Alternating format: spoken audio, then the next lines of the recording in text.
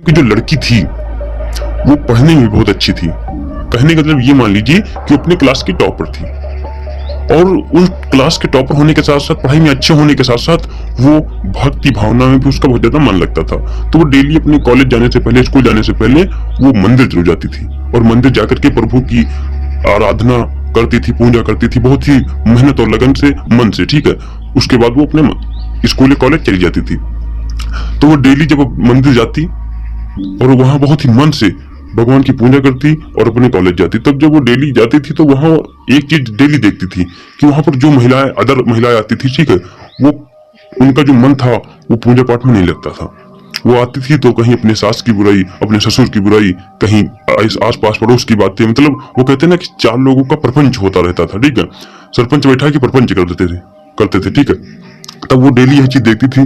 तो वो एक दिन जब फिर सुबह गई मंदिर को, ठीक है, तब उसने फिर यही देखा कि चार महिलाएं हैं जो अपने सास ससुर की बुराई, कहीं गांव की बुराई, कहीं क्या क्या, सब यही बातें हो रही है, लेकिन भक्ति भावना में मन उनका नहीं लग रहा। तो वो बाबा के पास गई और बोली, जो संत वहां रहते थे, बाबा रहते थे, उन बाबा संत के पास गई और बोली कि बाबा ये बताइए कि मैं आती हूँ जब मंदिर तो मैं बहुत ही भक्ति भावना से के साथ प्रभु की पूजा करती हूँ, लेकिन जब ये महिलाएं आती हैं तो होता क्या है कि ये महिलाएं जब आती हैं तो हम देखते हैं कि इनका मन जो भक्ति भावना में नहीं लगता। ये कहीं घर की बातें, प्रपंच की बातें, इधर उधर की बुराई चुगली चाई करती रहती हैं।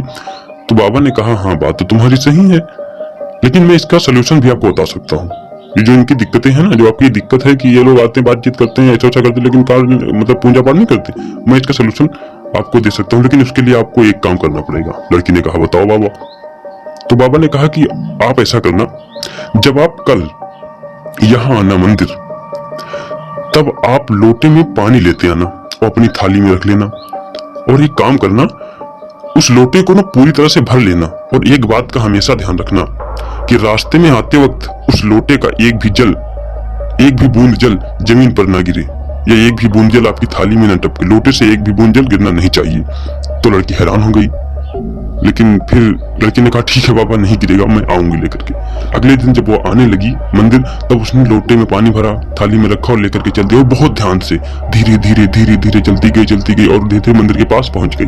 मंदिर की सीढ़ियां पड़ी, वो भी मंदिर की सीढ़ियों पर धीरे धीरे एक एक सीढ़ी चढ़ती गई और अंततः वो अंदर पहुंच गई मंदिर के। बाबा वहां थे, बाबा को देखा, बहुत खुशी हुई। बाबा ने कहा, आ गए बेटा? लड़की ने कहा, हाँ बाबा। तो बाबा ने कहा, एक भी बूंद गिरा तो नहीं? लड़की ने कहा, नहीं बाबा, हमने एक भी बूंद कहीं पर गिरने नहीं दिया। तब बाबा ने कहा, अच्छा एक बात बताओ बेटा, आज आपको कितनी महिलाएं ऐसी मिली जो प्रपंच कर रही थी, अपने सास ससुर की बुराई कर रही थी, इधर की बातें कर रही थी?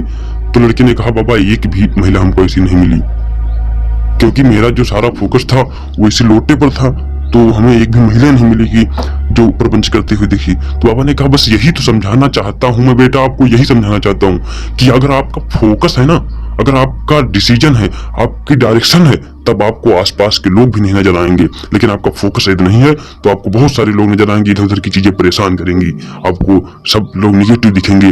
लेकिन अगर आपका फोकस बिल्ड हुआ तो आपको सारी चीजें नहीं दिखेंगी, सिर्फ आपको अपना गोल दिखेगा, एम दिखेगा।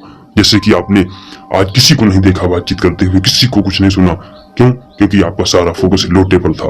तो इसी तरह आप अपना फोकस बिल्ड करिए।